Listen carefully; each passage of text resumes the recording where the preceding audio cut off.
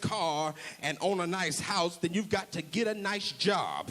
If you want a good job, then you've got to finish school. If you want a husband, then comb your hair, ladies. And men, if you want a wife, then brush your teeth. You hear what I'm saying?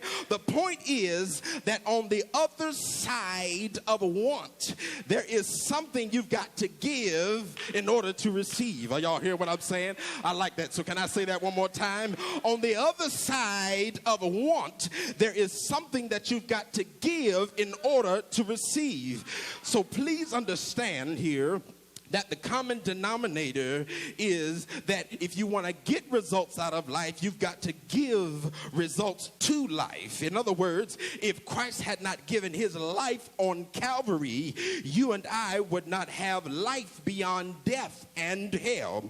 And sin would have an advantage over us. But aren't you glad that God stepped in to an uneven and incorrect equation and balanced it out? God, my brothers and sisters, understands balance because God gave life in order to restore life. God balanced his own checkbook by writing a check with his promise to pay. And then he cashed it with his blood that came streaming down. And then he verified his ledger by making sure he woke up in 3 days. Y'all not hear what I'm saying? Look at somebody and say, now that's balance.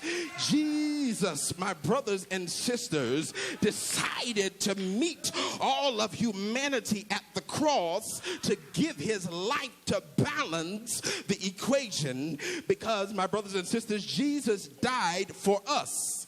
Yes, sin was the numerator, and I want you to understand this. Sin was the numerator then, which in the world of fractions is the number on top. Some of y'all looking like y'all ain't good at math here. Let me help you.